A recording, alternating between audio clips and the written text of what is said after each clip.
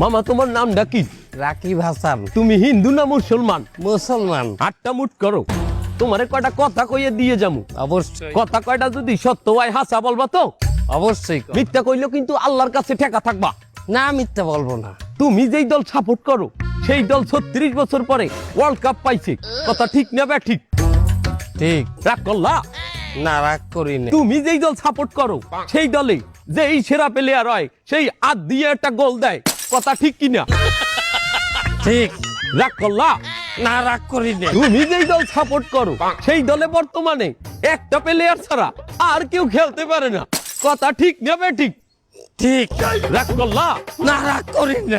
তুমি যেই দল সাপোর্ট করো সেই দলের 3টা বিশ্বকাপ সাপোর্টাররা মনে করে 50টা বিশ্বকাপের সমান, আর ব্রাজিলের 5টা বিশ্বকাপ রে ওরা একটাও ধরে না, কথা ঠিক না বে ঠিক?